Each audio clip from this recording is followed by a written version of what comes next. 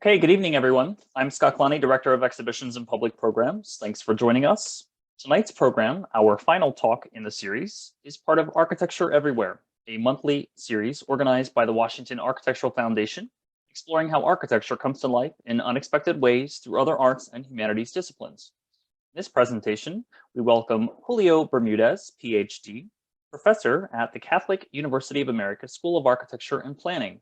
We'll talk about the intersection of architecture and spirituality through the eyes of contemporary neuroscience and phenomenology. With that, a few housekeeping notes. By participating in this webinar, you are granting your permission to be recorded and for the recording to be distributed as AIADC and the Washington Architectural Foundation may choose. If you have any questions or comments during the program, please use the Q&A or chat features, and we'll follow up with those afterwards. Now it's my great pleasure to introduce you to our speaker, Julio Bermudez. Julio, thanks for being with us. Thank you. Thank you, Scott. Let me share the screen and we can start.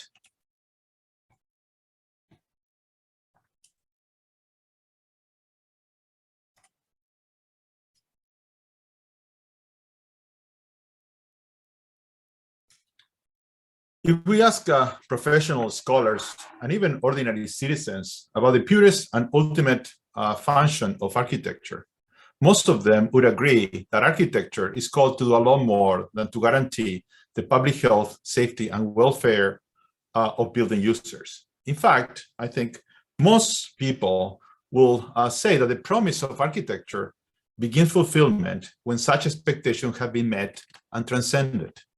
But transcended into what?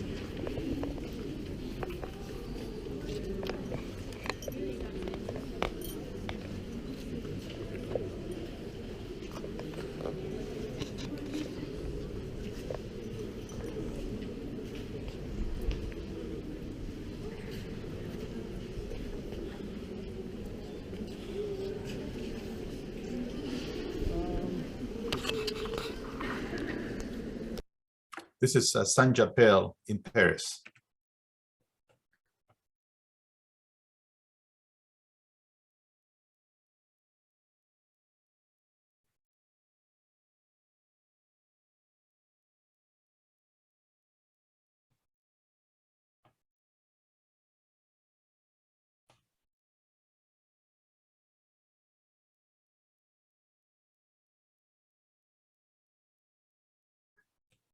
This is the Oculus in New York City by the architect Santiago Calatrava.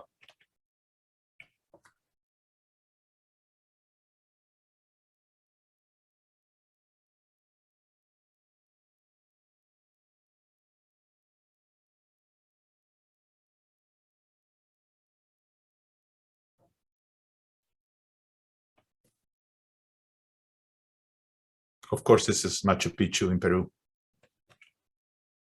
I'll submit to you, perhaps, that the ultimate function of architecture is to allow us to transcend, to allow us to transcend.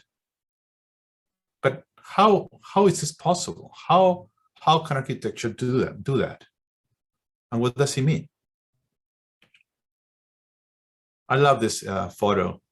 Have the curiosity of these young kids, and at the same time the reverence in a shrine of this Muslim saint in Turkey. Trying to see what's behind, and then still the power of the mystery of architecture. Speaking of such transcendence, and architecture inevitably bring us to spirituality. Spirituality could be said to offer the biggest picture of all and puts all life, society, and the world itself into the proper place. But what does it mean spirituality? I will define it today as an awareness or worldview or way of being that responds and or expresses, one, a realm or entity beyond our understanding or control; two, a fundamental connectedness with others, nature, or a divinity; and three, helping other living beings.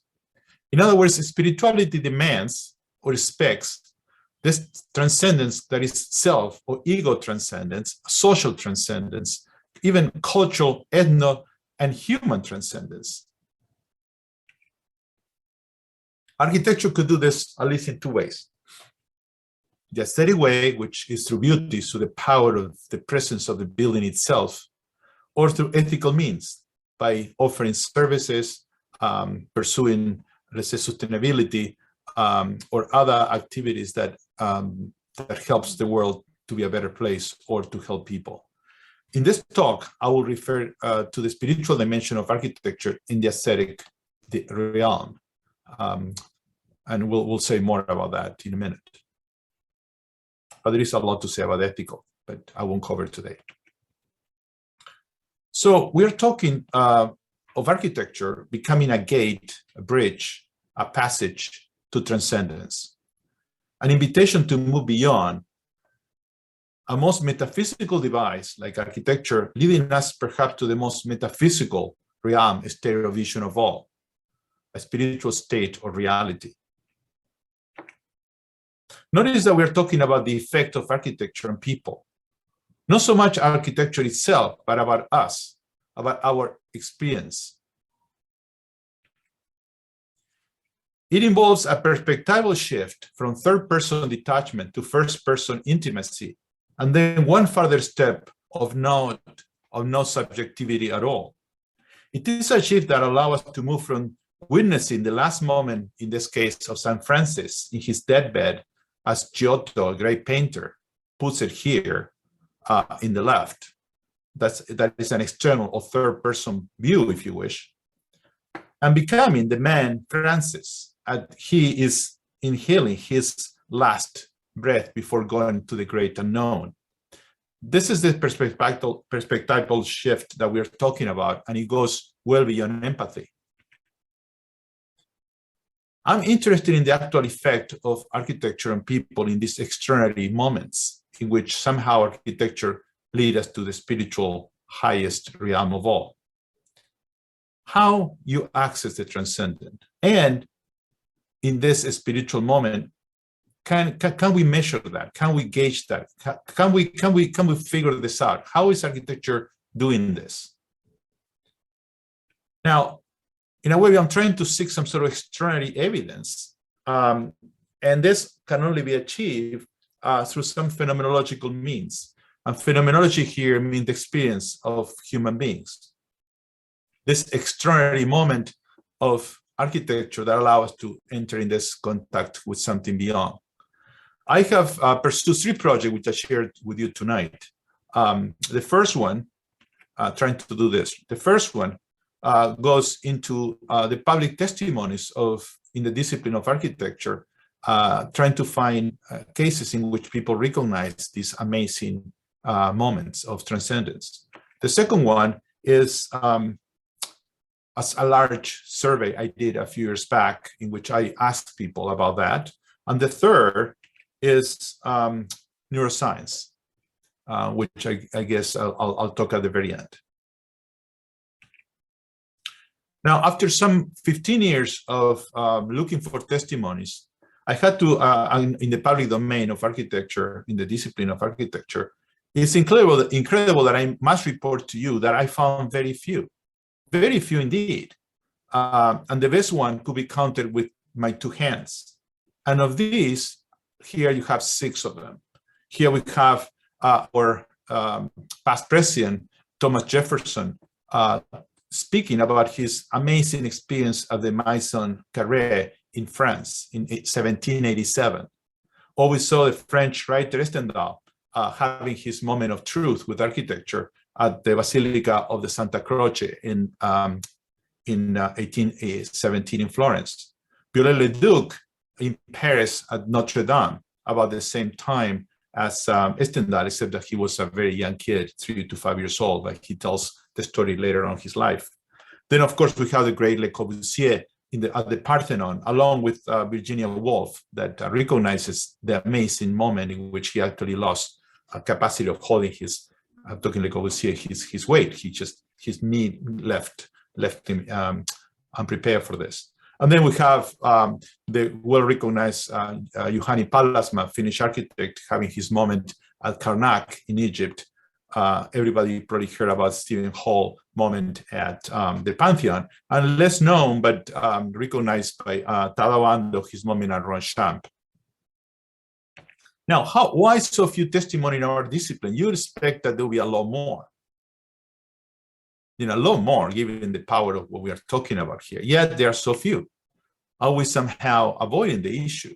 Is there some sort of censorship?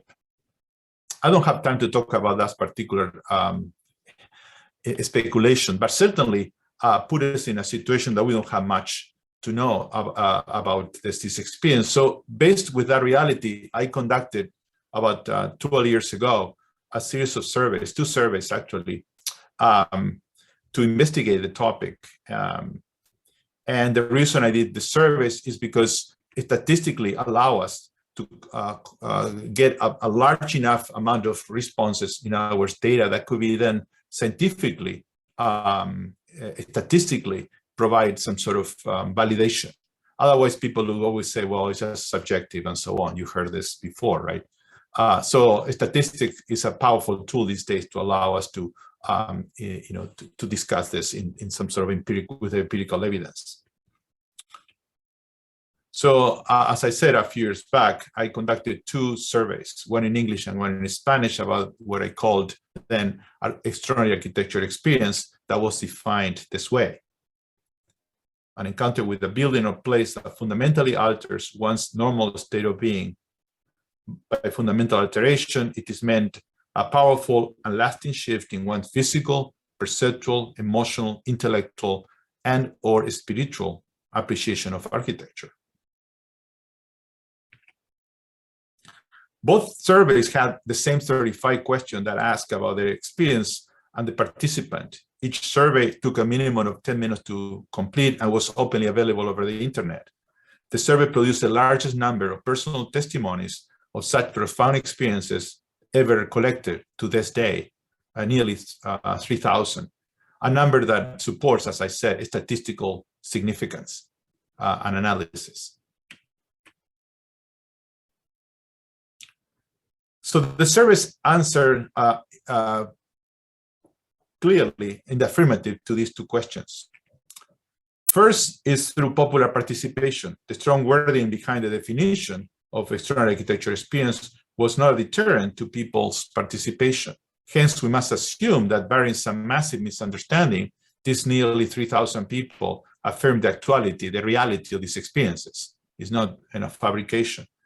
Regarding their relevancy, nothing insignificant gets so many responses from people in our days, particularly when we are talking of a time-consuming and unsupervised survey that offer no rewards and deal with something most people would consider esoteric or of no use.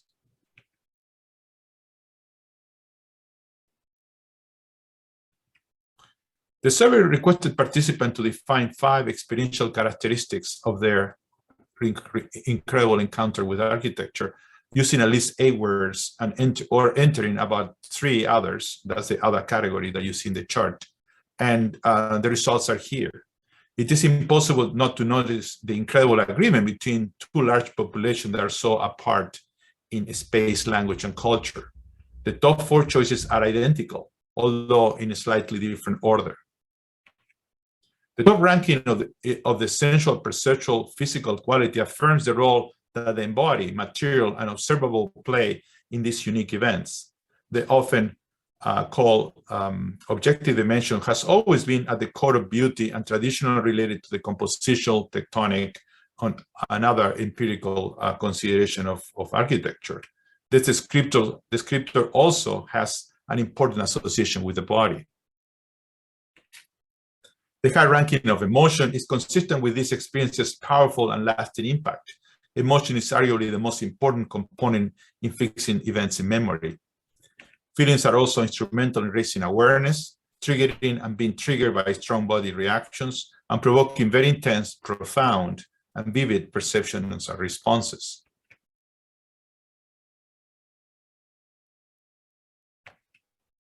Choosing timelessness to describe these experiences points at conditions define ordinary consciousness, with its unyielding movement from the past to the future.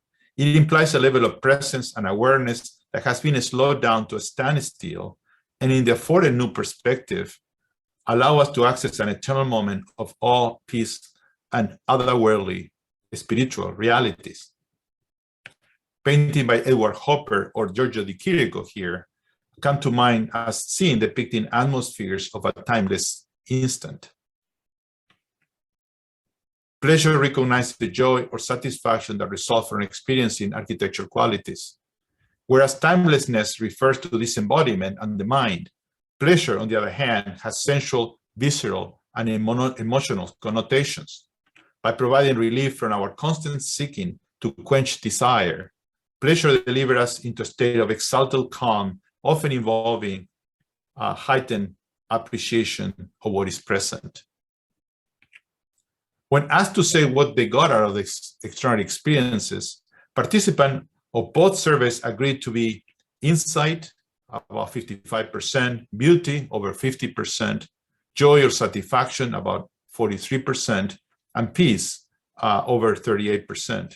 Now, what type of insight, you may wonder? I can confidently say that it has to do with an intuitive understanding of connectedness, being, life meaning, what is real yet transcendent, what architecture is, the ineffable and the spiritual. Notice that neither this insight nor the other three outcomes offer practical or marketable utilization for concrete gains. People also reported this experience to be surprising, sudden, that is unexpected, spontaneous, without their control, introspective, forcing some sort of reflection, silent, not talkative, and producing high level of awareness or consciousness. This is a beautiful place by Alberto Campo Baeza in Granada, the Museum of Memory. They universally agree that these events were lived intensively, over 80%, profoundly, over 90%, and vividly, 85%. Consistent with such a description, more than 50% reported strong body reactions, that is goosebumps, heart-pounding shivers, throat throbbing, immobilization even, and incredibly enough, weeping. Over 20% said to cried with these experiences. Since it is hard, if not impossible, to voluntarily fabricate such corporal and emotional responses, thinking appears to be a derivative of coming to terms to what is happening. This explains how weeping can take place even when our society clearly disapproves the public displays of strong emotions. The fact that people cry demonstrates that these experiences are bypassing cultural and intellectual, conscious and unconscious mechanism of censorship. They are transcending them. In other words, these experiences are not analytical, are not intellectual. In fact, participants ranked thinking, criticism, and other such mental operation in 6th or 5th place. Yet, this happened at no cost to the experience. To the contrary, the event actually gains in intensity, in depth, vividness, attention, embodiment, and so on. These extraordinary experiences must be shutting down verbal functioning and simultaneously opening other ways of knowing, feeling, and sensing beyond the neocortex or discursive operation of the brain, As we will see later in our neuroscience conversation, this is exactly what we found in our study. When using their own words, survey participants provided unmistakable indication of a not knowledge-seeking, non-judgmental, and ascetic experience, result that, like the rest of the survey, shows strong statistical parallels between the Spanish and the English-speaking populations. The Spanish is in red here. All things considered, the survey provided clear evidence that these extraordinary moments were all about contemplative states and often involved strong spiritual components. And not just that.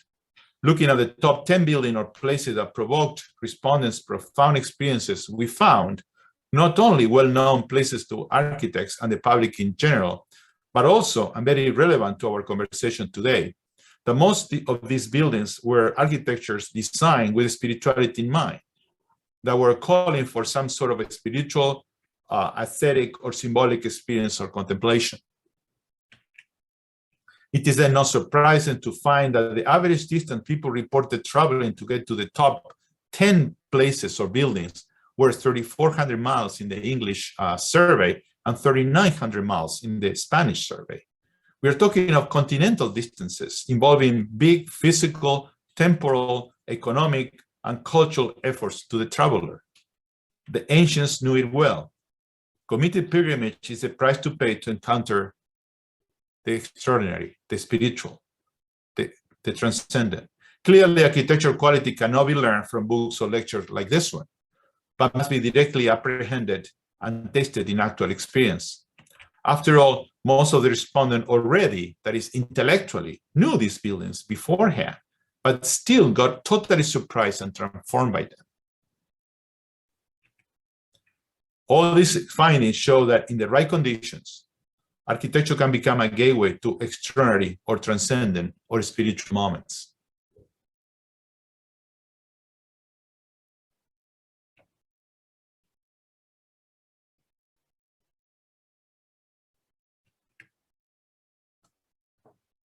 The surveys show that architecture may be successfully designed to induce extraordinary and spiritual experiences.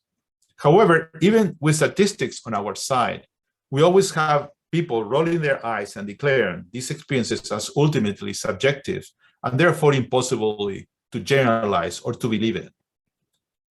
Enter now the incredible revolution in neuroscience occurring in the past 25 years. And here, a big thanks to the Chilean neuroscientist Francisco Varela, who you see here, who coined the term neurophenomenology, which means trying to correlate a human experience with the physiology of the brain and the body, or if you want, to connect first and third person perspective, kind of what I explained at the beginning in the Giotto painting, right? What enable a whole new revolution in considering the neural substrates of architecture experiences in the books that probably some of you have heard or read. In order to apply the scientific method to what we are discussing, namely the relation between architecture and transcendent or spirituality, I had to clearly frame the question in ways that could be empirically testable.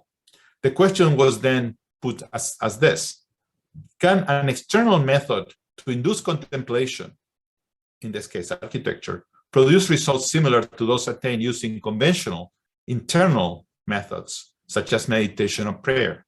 In other words, do buildings designed for contemplation elicit brain activations similar to those found during contemplative states? With this in mind, we conducted a fMRI pilot study that looked at the functional neuroanatomical differences between engaging contemplative buildings versus ordinary or non-contemplative buildings. Our experiment, here in Block B, consisted in showing subjects visual images of 5 buildings said to induce contemplative states, and we used 2 controls.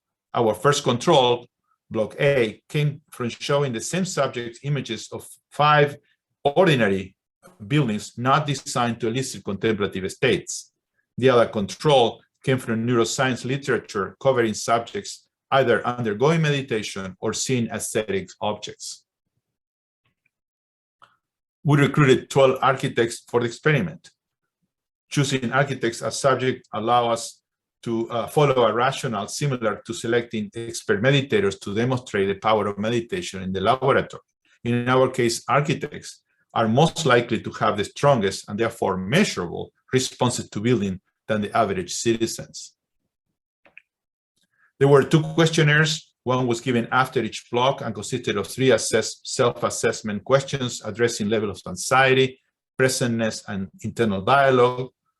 And then the second questionnaire was done after finishing the fMRI scan and included questions about a variety of issues, as you can see in the slides. Let us now move to the result of this work. First, in terms of self-assessment, contemplative buildings were found to significantly reduce anxiety and mind wandering or internal dialogue, a result consistent with moving from an ordinary mental state to one of contemplation. A visual summary of the responses to 4 exit questions show unmistakably the distinction between the control and the experiment, demonstrating that during contemplative architecture, subjects arrived to a state of mind that was aesthetic and contemplative. Responses to yet another 4 questions define the type of attention deployed during each block. As we can see, there is again very obvious differences. Whereas the control block elicited a distracted and inwardly directed attention that is consistent with high level of mind wandering and anxiety, the experiment, the one we were showing contemplative building, overwhelmingly provoked absorbed and outwardly focused conscious states, which are consistent with concentration and aesthetic appreciation. Let us now move also to the fMRI results. In this first exhibit, we see the activation of the whole brain in comparison to the baseline. While there are some differences, what matter here are the commonalities, as they emphasize what is quite unique to the architectural experience in general, which are vision and movement, or the premotor and visual processing centers of the brain, meaning the middle frontal gyrus and the occipital lobe. That is an embodied and perceptual rich state of awareness and being. We observe a differential activation of the inferior parietal lobe during the experiment. This is important because this region integrates somatosensory neurological activity, directs certain aspects of attention, and holds our body image and environment. This result suggests a more comprehensive, synthetic, and attentive engagement of the experience and the control. This interpretation is consistent with the sense of atmosphere, wholeness, and totality the subjects reported in the exit questionnaire regarding contemplative architecture. The observation of the prefrontal cortex, which is the center of all our executive function, our sense of self, our capacity to analyze and to think, shows its relatively lack of activation during the experiment versus the control, the lack of activation. Comparatively, the prefrontal cortex is found silent during the experience of contemplative buildings. This is consistent with meditative states, when self-narrative activities, mind wandering, evaluation, analysis, dependent on the frontal lobe are basically shut down. But we are seeing much less activation than expected even under internally induced contemplation. We must remember that traditional meditation depends on engaging the prefrontal cortex to regulate the deployment and maintenance of attention. In our case, the power of the stimulus, the architecture, attains the same effects, that is keeping attention or an interest, without demanding subject any effort, no effort. Most of the literature on neuroaesthetics pays great attention to the orbitofrontal cortex, given its central role in aesthetic judgment.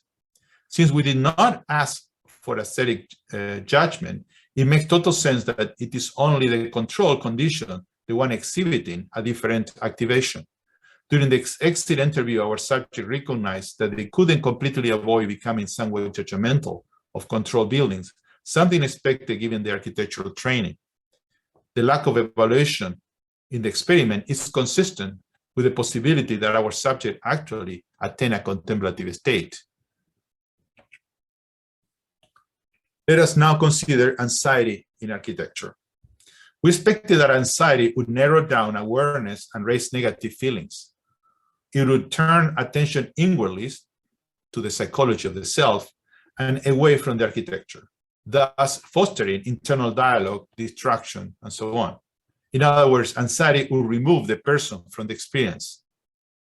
Something odd happened when we consider the role of anxiety in contemplative buildings. Looking at the positive regression, we find that the activation of the claustrum and the visual cortex increases as ratings on anxiety increases. This seems to go against what we would expect. A stressful situation should actually break down synchronization and integration of sensory information and probably diminish visual attention and activation due to the articulation, the rational articulated earlier. So what is happening?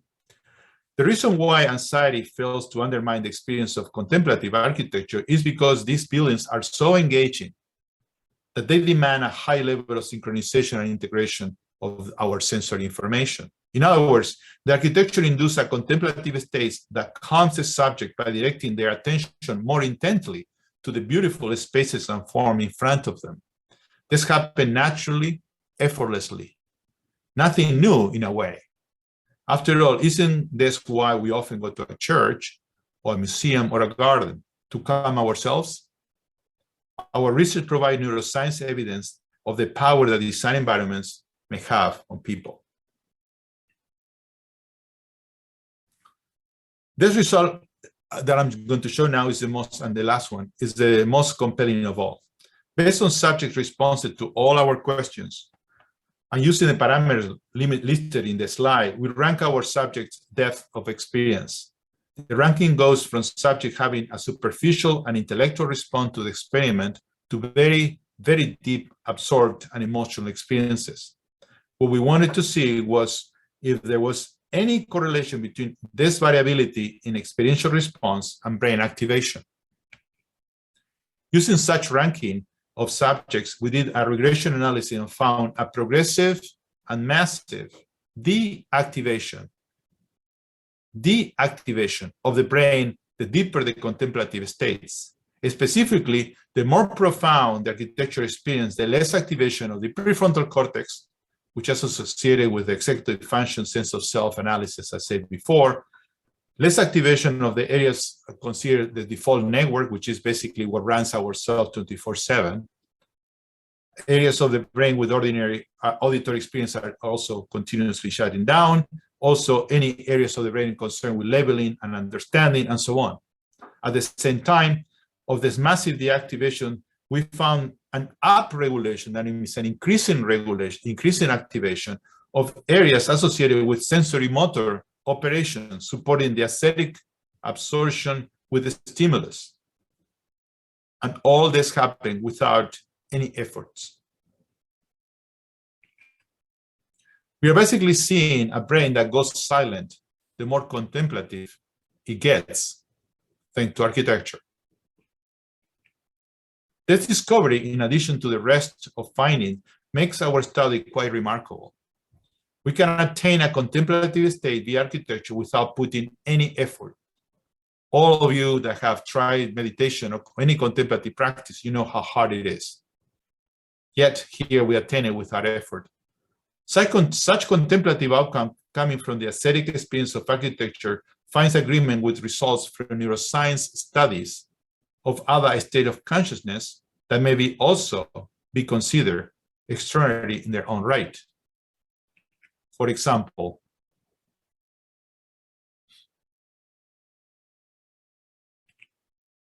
investigation on peak experiences or flow state in psychology points at responses alike to aesthetic contemplation through architecture. Attentive absorption directed to externals, high emotional and pleasurable results with neural correlates such as hypofrontality, which means shutdown of the frontal cortex, along with a high activation of motor and sensory centers and the inferior parietal lobe. Similar neural and experiential signatures are reported in neuroscience studies of contemplative states gained through yoga practice and deity visualization in Buddhism. Research of altered state of consciousness and psychedelics in particular also show parallels with the results of our pilot study, such as the massive deactivation of neural networks the prefrontal cortex in particular, and enhancement of others. Lastly, there are investigations pointing at the apparent, Lastly, there are investigations pointing at the apparent similarity between extraordinary aesthetic responses and spiritual and mystical states in terms of experience and brain activation. So now what I would like to do in the last part of this talk, briefly, is the current research I'm conducting as we speak in this program called Art Seeking Understanding that I will explain in a minute. And this is about neurophenomenology, neuroscience. Let me first explain, let the video explain the context of this research. What is art? That's a good question. Here's a more interesting question. What is the value of art in the human experience? Various theories have been advanced over the years. Pleasure, beauty, expression or stimulation of emotion. But as the philosopher Gordon Graham has argued, none of them can on its own explain the special value of great art. So what does Graham propose? That art is valuable as a source of knowledge and understanding. Aesthetic cognitivists like Christoph Baumberger have argued that artworks can provide us with new categories and new perspectives. Art, he says, can raise important questions, provide us with knowledge of what it would be like to have certain experiences or emotions, or to be in a certain situation. Art can contrive thought experiments and deepen our understanding by enabling us to grasp connections between things we already know or believe. Art, according to aesthetic cognitivists, can improve our cognitive abilities. From this perspective, we don't look independently at reality and measure art's depiction of it by comparison. Instead, we experience the world in new ways through art. But is there an empirically demonstrable connection between art and understanding, with reference to what Sir John Templeton referred to as spiritual reality in particular? Can art unlock new spiritual information? We're putting aesthetic cognitivism to the test. We're inviting painters, sculptors, musicians, artists of all kinds, along with art historians and musicologists, philosophers and theologians, and scientists from the psychological, cognitive, and social sciences to conceive and design empirical and statistical studies of the cognitive significance of the arts as it relates to spiritual realities and the discovery of new spiritual information. Art seeking understanding.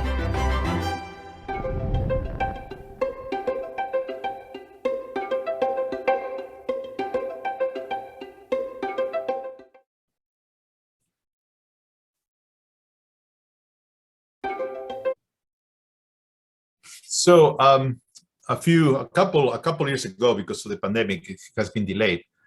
We applied for a grant of the Templeton Religion Trust that you just saw the presentation for, and we were lucky enough to receive this $240,000 grant that allows us to do the work I'm going to quickly show you. And of course, the intention here is to connect architecture and spirituality. So this is kind of the argument that is basing what I'm going to show you in a minute. So it had to do with sacred space, of course, which is one of the easiest way to access spiritual reality and understanding. And since prehistory, we know that sacred architecture has worked as a pedagogic device to advance spiritual information and environments to facilitate the experience of spiritual realities. This dual function is the root of enabling spiritual learning, continuity, and growth.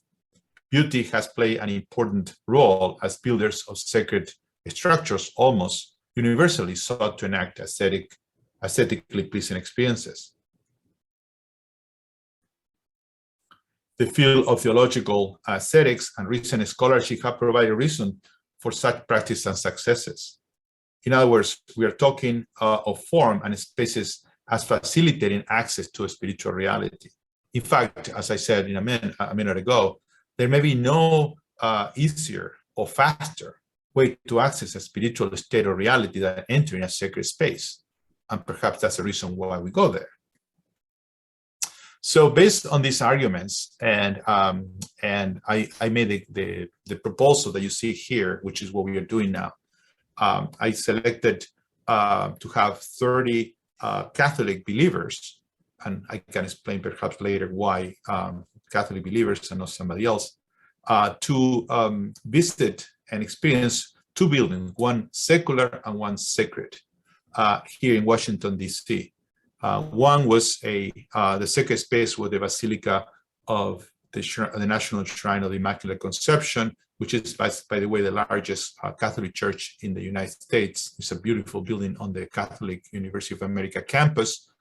And of course, it's very special to Catholic more than anybody else, except that, of course, it's a sacred space also, accept other visitors. And then the other building that we selected for the study was Union Station, the train station here in Washington, D.C., that is beautiful. These two buildings have very strong urban presence, about the same size in terms of the access that most people use. And there are, by and large, public spaces. Anybody can go at any time.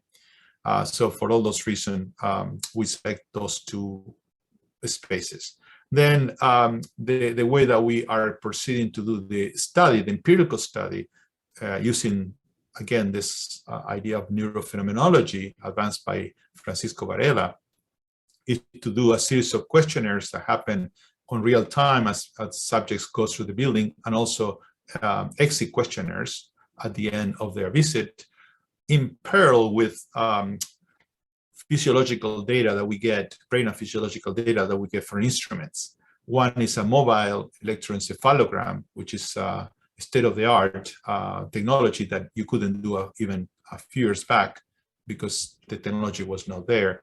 And then a wristband, here you can see Empatica E4, which basically is measuring heart rate, heart variability, conductivity of the skin, and so on, that provides another level of physiology.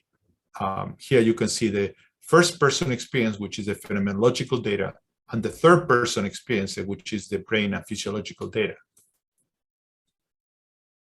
The idea here is to correlate the two and begin to understand the impact of both. Here you have an example of the two buildings.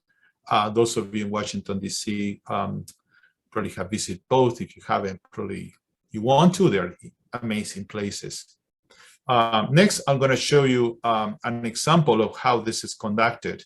Here you see a subject which has been basically put a headset, the electroencephalogram said, the portable EEG, and she is walking through, in this case, both buildings as my research assistants walk behind. In the case of the church, you could see, and the other one is on the other side. Basically, that headset is measuring the activity of the brain several times a second. I mean, 40, 50, 60 times a second. 20 electrodes or nodes are measuring different areas of the brain activation. And he's talking to the computer there through wirelessly Bluetooth. At the same time, this person is being measured again as a wristband, which is talking to iPhone or a smartphone and collecting all the other data. There are very clear protocols that organize this to be able to, of course, compare these 30 subjects that we're already doing it now. So we are testing with. And there are 5 stops. At each stops, there are measurements, there are questions, and then proceed to the next one. The idea again here is eventually to establish correlations between all that information. This is a highly interdisciplinary project, both the fMRI that I showed earlier and the one we are doing now. You can see the teams. On the top is the one of fMRI, and the bottom is the current team. You could see a theologian, We see a neurologist, a cognitive psychologist, and a computer scientist doing this work. We are using, by the way, the data is so complex and so interrelated between brain and physiology, and then all the statistic of the actual responses to the questionnaire, that we are using actually AI algorithm to try to find patterns, given the difficulty of this. We are right now in progress. We have conducted right now 4 to 5 experiments out of a total of 60, because it's got to go back and forth. And we plan to finish the study by March, we hope, if everything goes well, and then start the data analysis, which is quite involved, and begin to see results, we hope. Again, nothing like this have ever happened in all the millennia of making and building beautiful buildings. We never had the capacity, humanity never had the capacity to do this kind of empirical study. So I'm incredibly lucky, we are incredibly lucky to be able to, for first time, to be able to determine whether some of these experiences that I've been talking earlier can be actually empirically demonstrated. Thank you.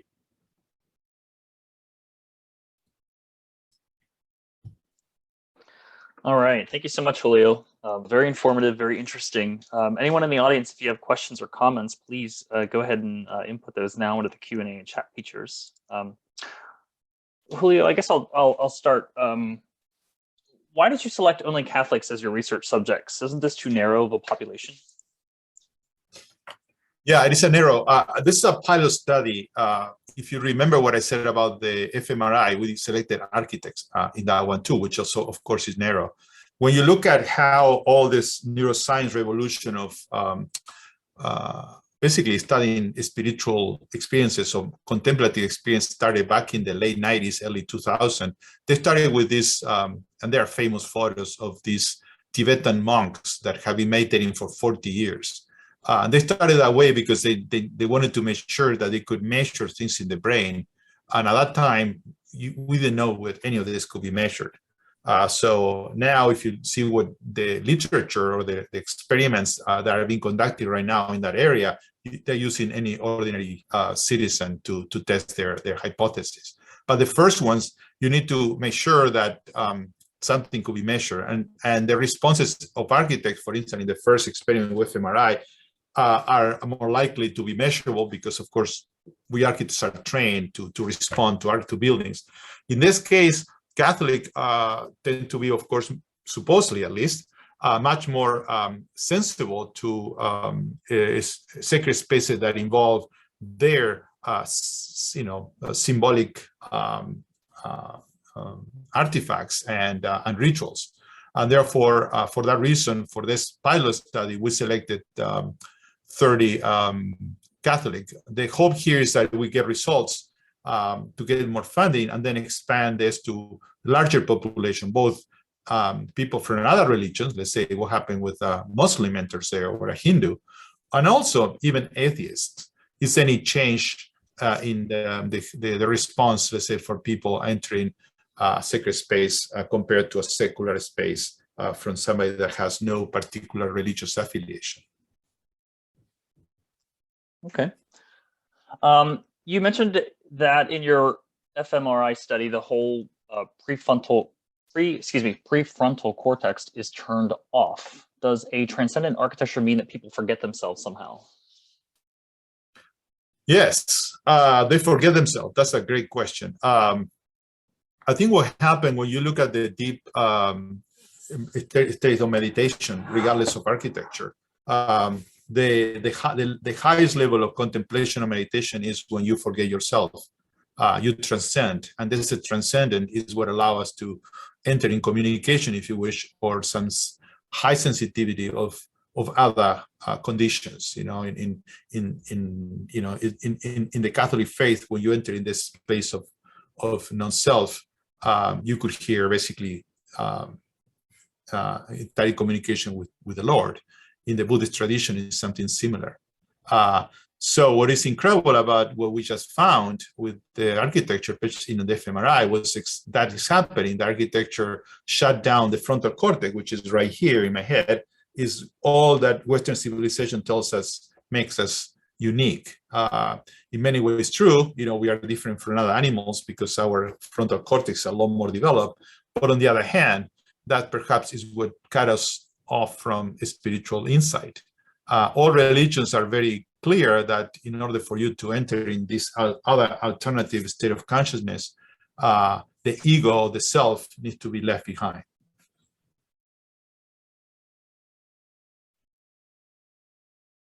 Have you considered performing this experiment in buildings that are associated with evil per se, like abortion clinics or other buildings of that nature? Well, I mean, this is just beginning, right? So this is the first time. So I prefer to take a more positive experiment. I think, of course, I think if we can show that these effects on people of this kind, I would presume that will be similar with, let's say, negative emotion or negative, spiritually speaking, situation in other buildings. So I would say eventually that will be something to test. But for now, since this never has been done, never has sacred space been tested this way. Or for that matter, almost no architecture has been tested this way. Some urban environment has been tested, but not very much. I think we are trying to do this this way for now. So,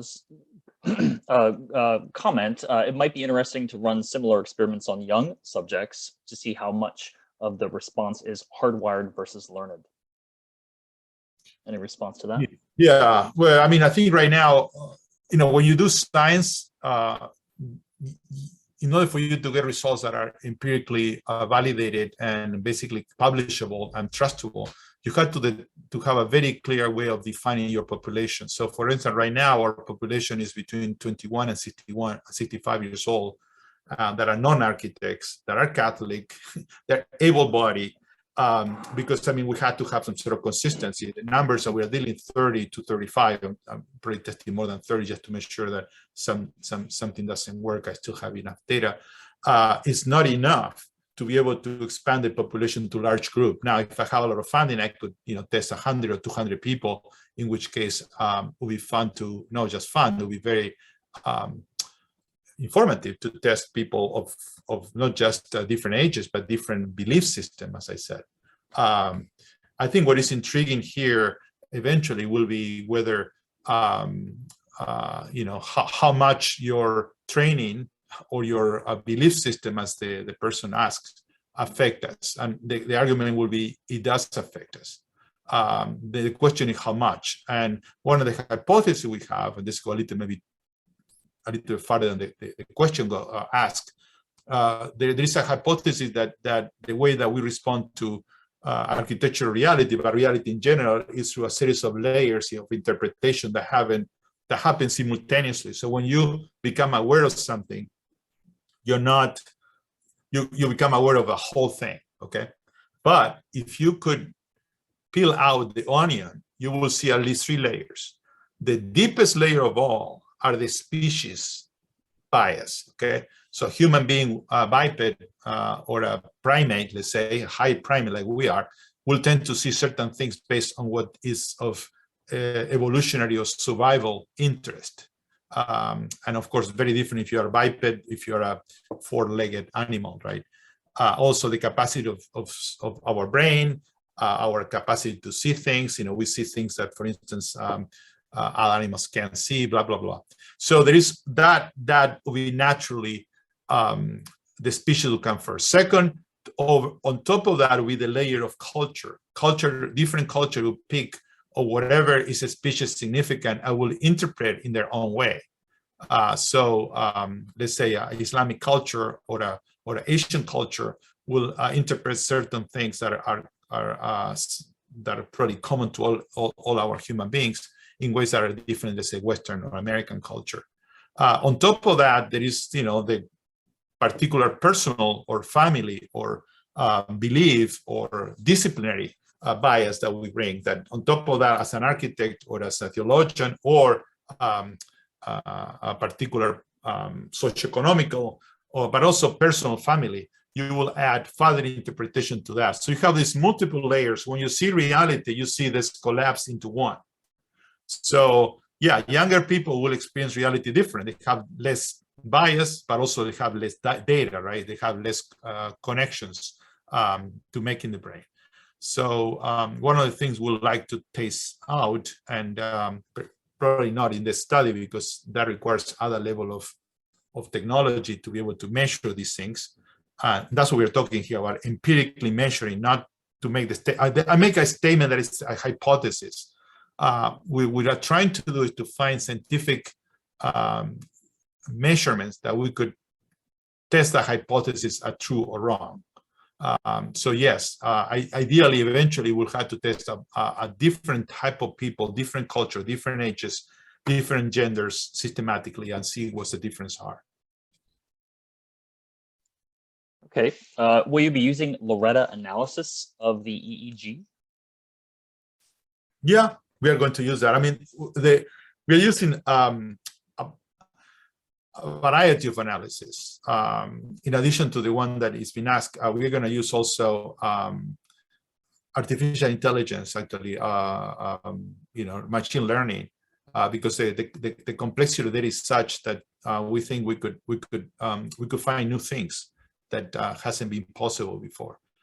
We are going to check coherence. We're going to check inter-subject consistency, also consistency between different moments, the crescendo of the experience, one building against another building. So there is all these different ways in which we're going to be looking. But we are using